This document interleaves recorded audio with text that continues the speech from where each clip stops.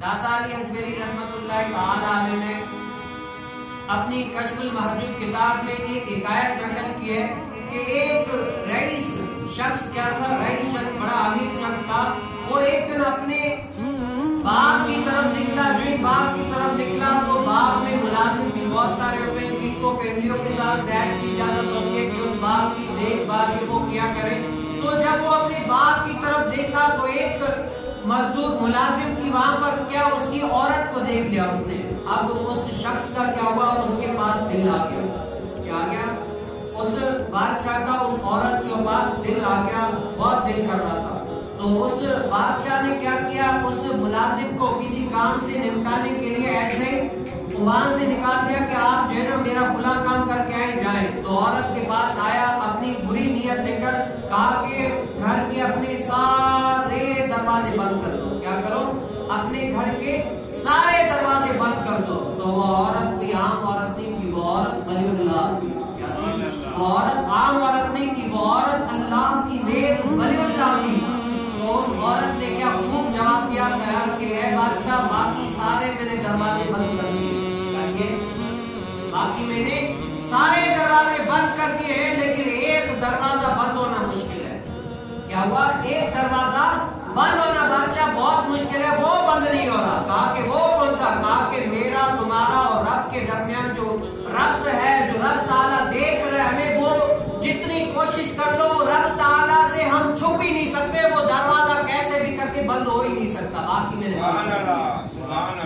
تو اس ولی اللہ نے جب یہ بات سن، ولی اللہ کی زبان سے یہ آواز نکلی نا لفظ، تو اس جو برائی کی نیت لے کر آیا تھا اس کے اندر زیر و زبر ہو گیا، کیا ہو گیا، وہ اندر سے ایسا تو گرا۔ اس وقت اس نے کیا توبہ کی، اللہ تعالیٰ کی بارگاہ میں آئے اور رجوع اللہ کر کیا،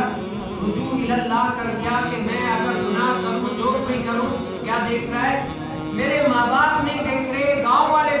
نہیں دیکھ رہے، لوگ نہیں دیکھ رہے کہ میں گناہ کر رہا ہوں، میں کیا کر رہا ہوں، لیکن ایک وہ اللہ ہے جو مجھے دیکھ رہا ہے کہ میں کیا کر رہا ہوں، بھلے کتنے گھروں میں سے بھی چھپ کر رہا ہوں۔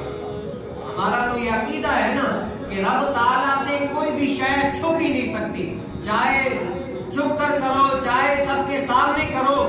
لیکن کیا رب تعالیٰ سے وہ چیز چھپ نہیں سکتی، رب تعالیٰ ہمیں دیکھ رہا ہے۔ تو وہ شخص اس نے کیا کیا،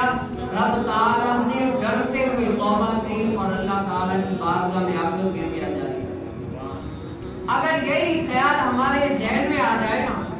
ہمارے ذہن میں تصور میں یہ خیال آ جائے، اگر ہم کوئی برائی کریں یا برائی کا ذہن میں آ جائے کہ ہم یہ کام غلط کرنے والے ہیں، اگر ہمارے ذہن و گمان میں صرف یہ آ جائے یار دنیا کی کوئی طاقت ہمیں نہیں دیکھ رہی، یہ اگرچہ برا کام ہے کوئی بھی شخص نہیں دیکھ رہا، لیکن وہ مالک تو دیکھ رہا ہے نا جس نے ہمیں پیدا کیا ہے، کیا ہے، وہ مالک تو دیکھ رہا ہے نا جس نے ہمیں پیدا کیا ہے، چاہے دنیا سے چھپ جائے لیکن میرے رب تعالیٰ سے کوئی چیز چھپ نہیں سکتی۔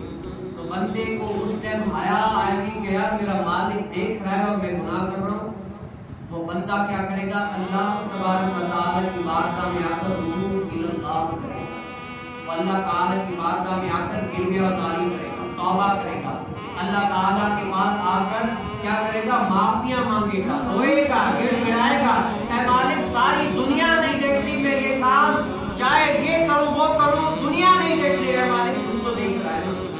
اگر یہ تصور آ جائے نا ہمارے اندر، بندے کی ضرورت نہیں ہوگی کہ گناہ کی کرے جا سکے، لیکن کیا ہے ہمارے اندر سے وہ خوف ختم ہو گیا، کیا ہے ہمارے اندر سے